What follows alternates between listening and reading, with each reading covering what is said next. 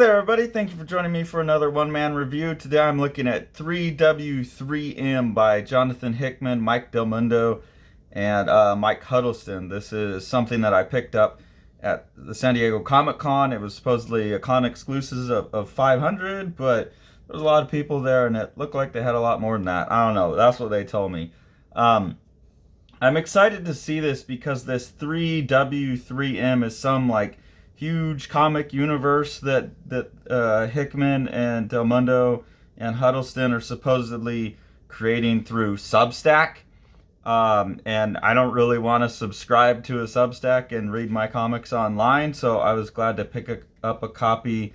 And talking to the woman at the booth that sold this to me, she said that the whole project's not going to be printed anytime soon, but there is plans for that in the future. Me and Sean were talking about it, and he made a good point that there's probably some kind of exclusive contract with Substack to keep it on Substack for a certain period of time, which to me is a bit sad because I just don't want to subscribe and read my comics that way. According to the stuff in the back, there's some good, like, development stuff in the back. I think part of what they're trying to do, if I understand what they're saying here, is that before they're even releasing actual story, like, they're showing the development of the book from the jump. So, like, all of their world building notes, all of their sketches are going up on Substack Live. All of this kind of just notes that Hickman's making about the characters and stuff is going up live, and then based on how the audience reacts, it's like influencing the stories and stuff like that a little bit. So it seems like an attempt to make a comic, make storytelling that's interactive with the audience. I think probably the best example of that I know of so far in the online environment is Homestuck, where the audience could kind of, it's like a choose your own adventure, but I don't know how involved the audience actually is on this one because I'm not involved in the Substack and I don't plan on being involved in the Substack. But it's an interesting idea. I don't know. I'll have to see where it goes. Hickman's somebody who's hit or miss for me. He's like fried pickles. I think I've talked about that before. Or Kanye West, that I don't know that I like them, but I'm intrigued by them, and I keep coming back to them to see what it is that either I enjoy or that irritates me. Hickman's a bit like that. Some of his things I really like, and some things irritate me in a way that I keep thinking about it. This seems to be Hickman at his most Hickmanist, with, like, okay, we've got it. You, like, everything is the Kabbalah tree of life now.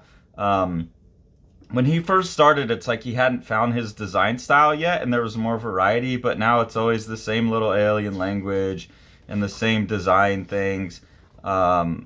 It's always the same look with this little alien script, and I'm sure if you translated it, you'd get a lot of extra stuff, but there's just all these infographic pages that, in my reading of the book, don't add much to the story. Like, I'm a huge fan of what Ryan Hughes was doing, and when he does stuff like this, it added to the story.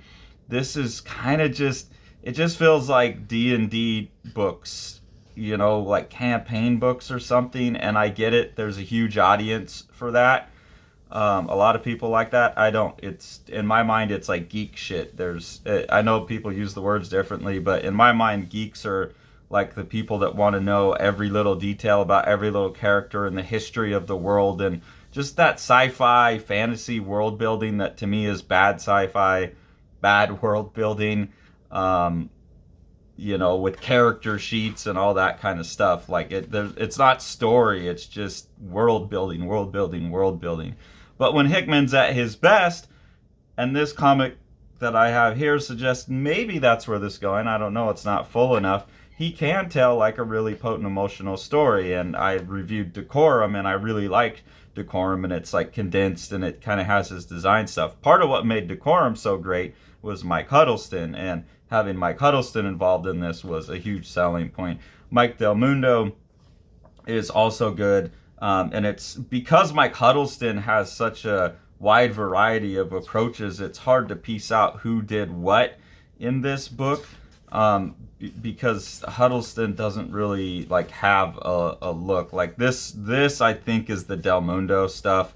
This is pretty Huddleston to me, the decorum look. But these pages in between, I think these are Mike Huddleston, maybe DelMundo, maybe they're sharing some of the art duties per page.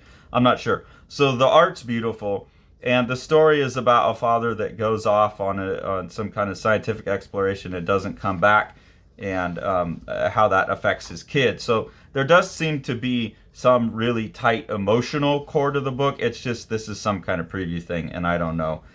These look like Huddleston pages to me, and I love the designs of these. I don't know, they're almost like these Kirby celestial type of characters.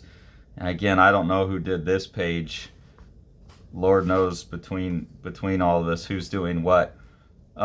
So it looks really promising. I can't personally get into the Dungeons and Dragons campaign geek stuff. Like, and to me, like, a nerd is someone like, I'm a art nerd. I want to know the details of how they did it and what the creators are doing. So to me, this is like that geek culture stuff, the Dungeons and Dragons, planning a campaign and filling out your characters. So I don't know. I'm glad I got it. Like I said, Hickman's like fried pickles. I eat one, I don't know how I feel about it, so I keep eating more to try and figure it out. That's always how I feel about Hickman's book. Huddleston, I'm sold on. I'll buy anything he does just for the art, and since he's hooked up with Hickman, fine. I wish Hickman would take what is obviously a very powerful sense of graphic design and try something new. Like back when he was first hit the scene, I felt like he kind of had different looks per book, but it's like I can go buy X-Men and get this, or I can buy his creator-owned book and get this. And it syncs up well with Huddleston's art, kind of, but I feel like there needs to, always in Hickman's books, I feel like there needs to be like this integrated with this somehow, like it was in the Nightly News and like it was in Pax Romana. It's just always like Hickman's doing his design, and then you flip to the art, and that's so. I think that's why I get the fried pickle thing. Is it's like so close to being something cool, and he started out with something so unique, and then it's kind of partitioned off. And I think that's why I like Huddleston with him, especially because Huddleston brings like the kind of design sensibility to his page layout and has such a stylistic variety. But they just still don't integrate yet. So I don't know. You can hear me going back and forth, I don't know. I don't know if I like fried pickles or not. So I'll leave it up to you if this is your kind of thing. If you want to see it develop and you want to be involved, definitely hit up their Substack. It sounds like an interesting experiment. It's just not the kind of thing I'm going to spend my time on. But when it comes out in book form, I will buy it. I will keep eating those fried pickles.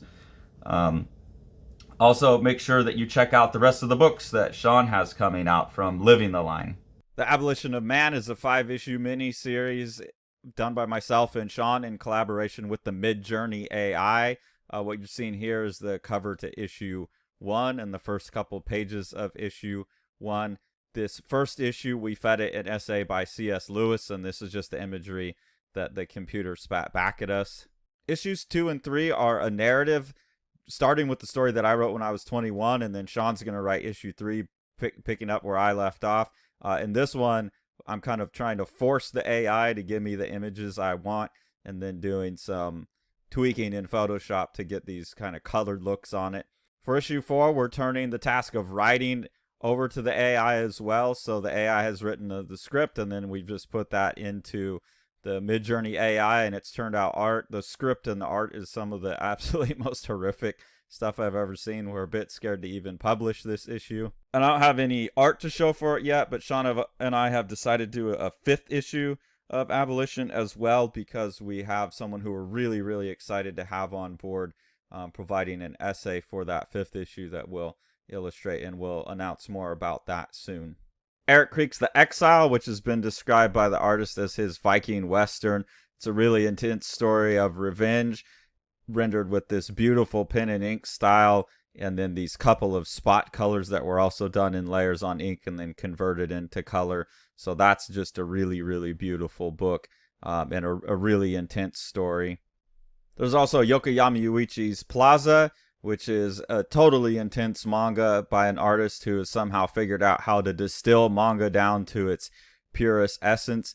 This book was successfully funded on Kickstarter, but if you missed the Kickstarter, you can order it through any comic store, any bookstore, Amazon, any place that you would normally get your graphic novels from. Thanks for following along. Take it away, Jack.